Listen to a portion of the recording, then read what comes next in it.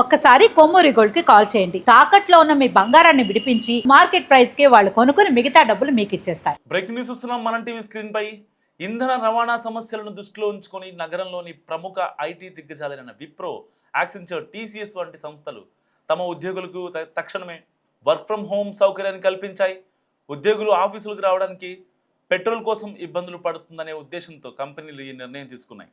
మరికొన్ని కంపెనీలు సగం మంది ఆఫీస్ నుంచి, సగం మంది ఇంటి నుంచి పనిచేసేలా 50-50 హైబ్రిడ్ విధానాన్ని కూడా అమల్లో తెచ్చాయి. సో ఐటీ కంపెనీల ఈ నిర్ణయం వల్ల బంకుల వద్ద రద్దీ తగ్గడంతో పాటు నగరంలో ట్రాఫిక్ సమస్యలు కూడా కొంతమేర పరిష్కారం అయ్యే అవకాశం ఉందని కూడా అధికారులు భావిస్తున్నారు. సో ఇరాన్-ఇజ్రాయెల్ వార్ ఎఫెక్ట్ ఇటు ఇండియాపై చాలా గట్టిగా పడుతోంది. రెడీమేడ్ ఫుడ్ ప్రాసెసింగ్ యూనిట్లపైన హోటళ్ళు, కెఫేలు, టిఫిన్ బండ్లు అన్నీ మూతపడుతున్నాయి. సో ఇటు తినుబండారాల రేట్లు కూడా పెరుగున్నాయి. అంటే పాల దగ్గర నుంచి పడుకునే వరకు ప్రతి వస్తువు ఇప్పుడు కాస్ట్లీ అయిపోతుంది.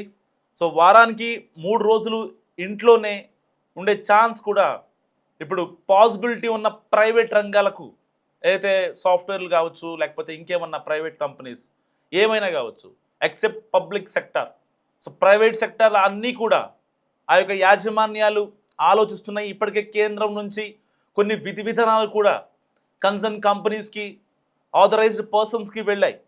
సో వారానికి 3 రోజులు ఇంట్లోనే ఉంటే ఫ్రైడే, సాటర్డే, సండే కావచ్చు, లేకపోతే థర్స్డే, ఫ్రైడే, సాటర్డే కావచ్చు, ఏదైతే అంటే అక్కడ పనికి ఎలాంటి ఇబ్బంది కలగకుండా వర్క్ ఫ్రమ్ హోమ్ ఇచ్చేందుకు కేంద్రం విధి విధానాలు స్పష్టం చేసింది. అండ్ ఆల్ పార్టీ మీటింగ్లో కూడా మోడీ చాలా క్లియర్గా చెప్పారు ఇప్పటికే.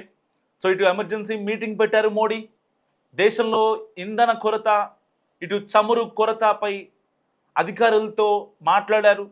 హార్మూజ్ జలసంధి దగ్గర నుంచి అయితే షిప్స్ టువర్డ్స్ ఇండియా వైపు వచ్చే షిప్పులు ఎన్ని, అండ్ దానికి సంబంధించి ఎంత సరిపోతుంది మనకున్న జనాభాకి, ఇంకో ఆల్టర్నేటివ్గా ప్లాన్స్ ఏమన్నా, సో వాటి గురించి అధికారులతో డిస్కస్ చేశారు ప్రధాని మోదీ. సో రాజ్యసభలో కూడా చాలా క్లారిటీ ఇచ్చారు. కరోనా తరహా సిచ్యువేషన్ మళ్ళీ రిపీట్ కాబోతుందా అంటూ కూడా మోడీ మాట్లాడారు. కరోనా అప్పుడు ప్రాణం పోతుందనే భయం ఏర్పడేది, కానీ ఇప్పుడు సిచ్యువేషన్స్ ఏమైనా ప్రాణాలు పోవు, కానీ చాలామంది రోడ్డున పడతారు. జాబులు కోల్పోవచ్చు, వాళ్ళ యొక్క ఫ్యామిలీని చూసుకునే పరిస్థితి రాకపోవచ్చు, ఈఎంఐలు కట్టలేకపోవచ్చు, ఇంటి రెంట్లు కూడా కట్టలేనటువంటి పరిస్థితి ఏర్పడవచ్చు. సో ఇప్పటికే హోటల్ రంగం, ఇటు కెఫేలు కావచ్చు, రెస్టారెంట్స్ కావచ్చు, హోటల్స్ కావచ్చు, రోడ్డు పక్కన ఉండే తోపుడు బండ్లు కావచ్చు, అన్నీ కనిపించడం మానేశాయి. Not only Telugu states, India వైడ్గా దాదాపుగా 1,00,000 తోపుడు బళ్ళు ఈ వారంలో మాయమైపోయాయి. తెలుగు రాష్ట్రాల్లోనే కాదు, ఇండియా వ్యాప్తంగా కొన్ని వేల రెస్టారెంట్లు దేశవ్యాప్తంగా మూతపడ్డాయి. ఎల్పిజి యొక్క కమర్షియల్ గ్యాస్ దొరక్క. సో ఒకవేళ దొరికినా అది 6,000, 7,000, 10,000తో కూడా చెప్పి బ్లాక్లో అమ్ముకుంటున్న పరిస్థితి. సో ఇంకా ఇలాంటి నేపథ్యంలో ఒక సేఫెస్ట్ జోన్ ఏదన్నా ఉంటే అది ఎంప్లాయీస్కి వర్క్ ఫ్రమ్ హోమ్ కల్పిస్తే ఇటు ట్రాన్స్పోర్ట్ పరంగా సో కొంచెం ఆ ప్యానిక్ తగ్గుతుంది, అండ్ ఫుడ్ పరంగా వాళ్ళు ఇళ్లలోనే చేసుకుంటారు. ఎందుకంటే గృహోపకరణాలకు యూజ్ చేసే ఏదైతే గ్యాస్ ఉందో అది ఆల్మోస్ట్ 20 to 25 డేస్లో వచ్చేస్తుంది, ఇబ్బంది ఏం లేదు. సో వాళ్ళు ఇంటి దగ్గరే ఉండి ప్రశాంతంగా ఉంటారనే విధానంలో ఇప్పుడు కేంద్రం ఆలోచిస్తోంది.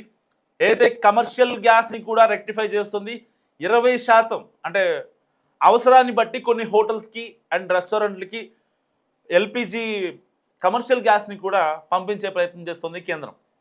సో ఇలాంటి నేపథ్యంలో ఇప్పుడు వర్క్ ఫ్రమ్ హోమ్ అనివార్యమవుతోంది. చాలామంది, దాదాపుగా దేశ జనాభాలో 50 మంది, 100కి 50 మంది, అంటే 50% ప్రైవేట్ జాబ్లు, గవర్నమెంట్ సెక్టార్లో, ఇటు ఏదో ఒక సెక్టార్లో వర్క్ చేసే పీపుల్సే చాలామంది. 20 to 45 ఇయర్స్ మధ్యలో ఉన్న వాళ్ళు చాలామంది, 50% మంది ఇప్పుడు జాబులు చేస్తున్న పరిస్థితి.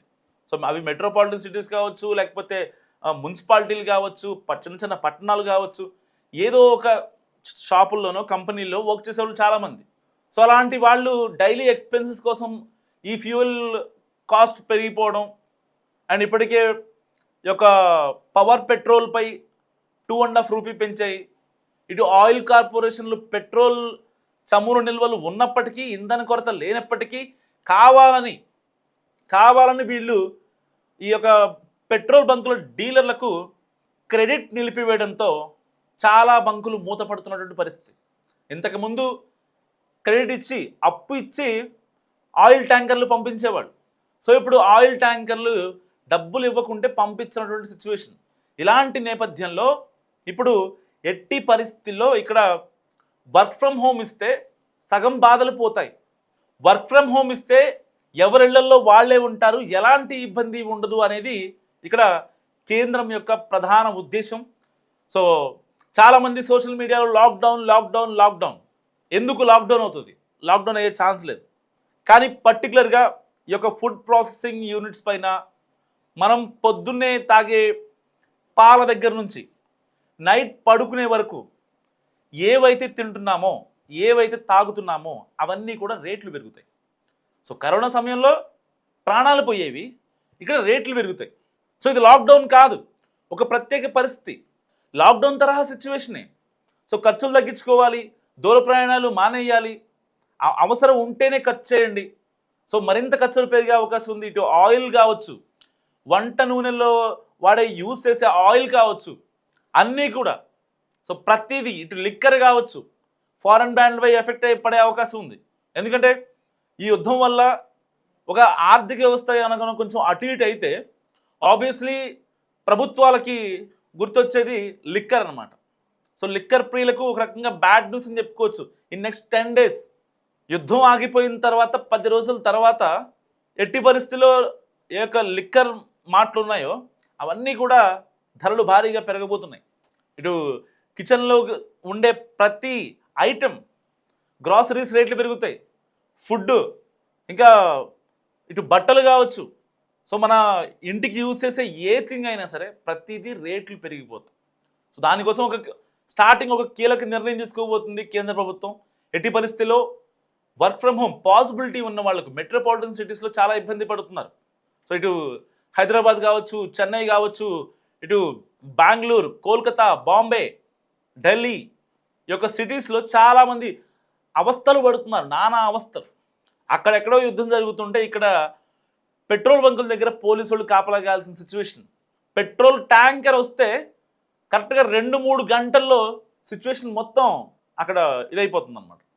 అక్కడ ట్యాంకర్లు ఖాళీ అవుతున్నాయి, ఒక పక్క బండ్లు, ఆటోలు, ఇంకా టాటా ఏసీలు, కార్లు, లారీలు, ఇంకా వాటర్ టిన్నులలో పెట్రోల్ ఎత్తుకెళ్ళేవాళ్ళు.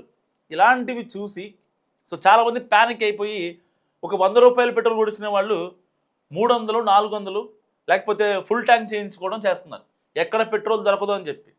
సో దానివల్ల ఈ యొక్క ఇంపాక్ట్స్ అన్నీ బేసిక్గా అసలు ఇంధన కొరత ఇండియాలో ఉందా లేదా అంటే ఇంధన కొరత ఇండియాలో లేదు, గ్యాస్ కొరత ఉంది. కేవలం గ్యాస్ కొరత మాత్రమే ఉంది. చాలామంది అర్థం చేసుకోవాలి. చాలామందికి చెప్తున్నా, మనం టీవీ సాక్షిగా చెప్తున్నా, మన దేశంలో ఇంధన కొరత లేదు, పెట్రోల్ డీజిల్ రేట్లు పెరగవు. సో మీకు ఎంత కావాలో అంతే కొట్టించుకోండి. ఎట్టి పరిస్థితుల్లో ఎక్కువ స్థాయిలో మీరు పెట్రోల్ కొట్టించుకుంటే దానివల్ల నెక్స్ట్ వాళ్ళకు ఉండదు. సో ఆ ప్యానిక్ బుకింగ్ వల్ల చాలామంది ఇప్పుడు ఒక పెట్రోల్ బంక్ దగ్గర దాదాపుగా 5-6 రోజులు బట్టి మనం సినారియోస్ చూస్తున్నాం. పెట్రోల్ బంకులు మూతలు పడుతున్నాయని. ఎందుకు మూతలు పడుతున్నాయి? ఈ యొక్క ఆయిల్ కార్పొరేషన్స్ ఎవరైతే ఉన్నారో వాళ్ళు ఈ యొక్క డీలర్స్కి క్రెడిట్ ఇవ్వట్లేదు. దానివల్ల నో స్టాక్ బోర్డు పెడుతున్నారు వాళ్ళు. ఆ నో స్టాక్ బోర్డులు చూసి ఒకవేళ ఫ్యూయల్ లేదేమో అని వీళ్ళు అనుకుంటున్నారు అనమాట. ఒక పక్క ఆల్రెడీ యుద్ధం జరుగుతుంది, ఇరాన్ ఇజ్రాయెల్ యుద్ధం, కాబట్టి చమురు రావట్లేదు, గ్యాస్ నిల్వలు కూడా అయిపోయాయి, గ్యాస్ కష్టాలు చూస్తున్నాం, కాబట్టి మనకి వేరే దేశాల నుంచే కదా పెట్రోల్ రావాల్సింది, కాబట్టి మనం ఇవాళే కొట్టించేసుకుంటే 1 వీక్ సరిపడా మనకి ఇబ్బంది ఉండదు, ఈ గ్యాప్లో ఏం జరిగినా ఇబ్బంది ఉండదు. ఒకవేళ కావాలంటే నేను హైదరాబాద్ కానీ, చెన్నై కానీ, బాంబే కానీ ఉండే మా సొంత ఊరికి నేను బండి మీద వెళ్ళిపోతా అనే యాంగిల్లో ఫుల్ ట్యాంకులు చేయించేసుకుంటున్నారు చాలామంది.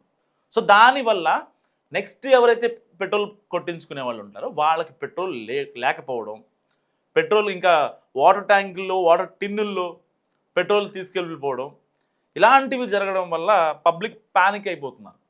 సో వాస్తవానికి ఇంధన కొరత ఇండియాలో లేదు, ఓన్లీ గ్యాస్ కొరత మాత్రమే ఉంది.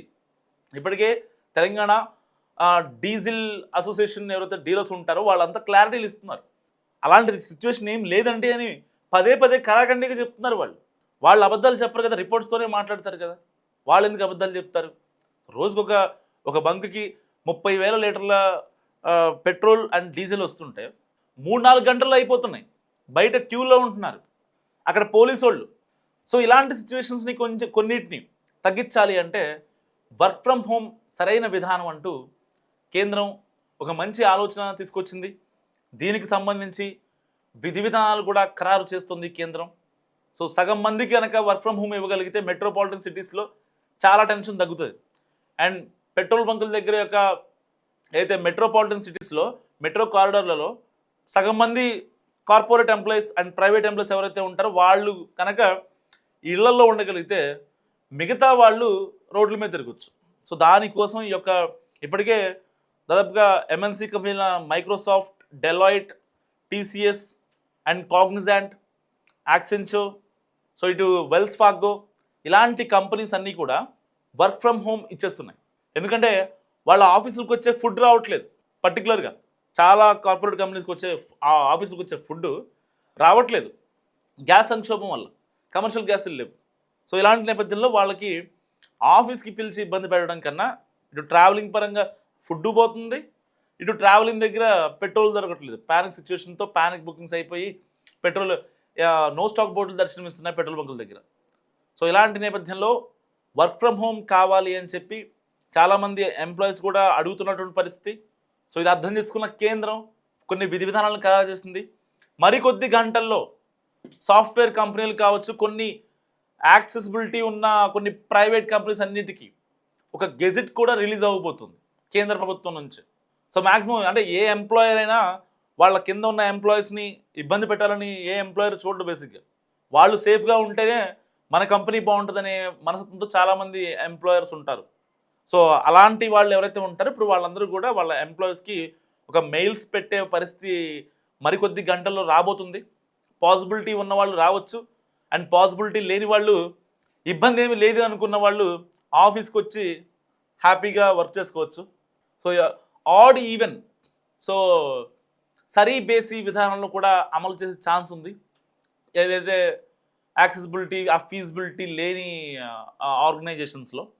సో ఏదేమైనప్పటికీ వర్క్ ఫ్రమ్ హోమ్ కావాలా వద్దా, ఇంకేమన్నా కంపెనీలకి వర్క్ ఫ్రమ్ హోమ్ కావాలి అంటే ఎవరన్నా పర్టికులర్గా స్పెసిఫిక్గా మెన్షన్ చేయాలి అనుకుంటే మీ అభిప్రాయాన్ని కామెంట్ రూపంలో చెప్పండి. సో మీ అభిప్రాయం ద్వారా ప్రభుత్వానికి వెళితే మీకు కూడా వర్క్ ఫ్రమ్ హోమ్ ఛాన్స్ ఇచ్చే అవకాశం ఉంది. ఎందుకంటే ఇరాన్-ఇజ్రాయెల్ యుద్ధం ఇప్పట్లో ఆగేలా లేదు, ఇంకా చాలా టైం పడుతుంది. మరి ఇలాంటి నేపథ్యంలో వర్క్ ఫ్రమ్ హోమ్ ఎవరెవరికి కావాలి ఏంటి, మస్ట్గా మీ అభిప్రాయాన్ని కూడా కామెంట్ చేసే ప్రయత్నం చేయండి.